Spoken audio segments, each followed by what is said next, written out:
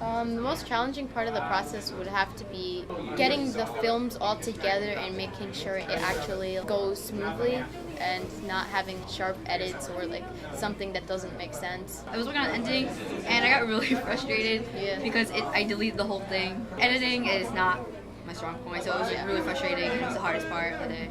After it's edited, there's the sometimes daunting task of getting it on a thumb drive. Prep for this one. Practice that in advance because you want to make sure that you can actually get your films on thumb drives and get them centrally located for screening. So once everyone's turned in their films, there is a little socializing time and a lot of them get a drink or a little bit of food. But they all get queued up on a computer, and from the computer we basically will show the finished result. I've had students describe that that's an especially fulfilling moment for them because the audience will react. They'll go, ooh, or they'll laugh. And up until then, the people making the film have no idea whether it was successful in those regards, whether those moments would play. I find it a very supportive audience because most of the people in the room have just gone through what the filmmakers just went through in their own version of it. It's an audience that's more prone to laugh at the funny parts, which is great. So, what did we like about this film? Yes.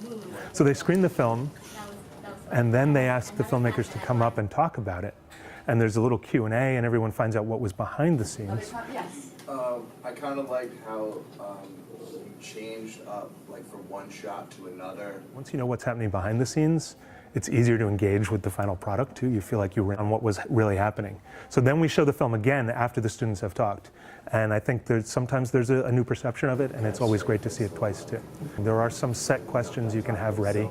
What was the hardest part? What would you do differently if you had to do it again? Question, what's one thing you would change about the movie if you had more time? And then there are specific questions to each film. What did the ending mean to you or to each of you? Where did the idea for this film come from?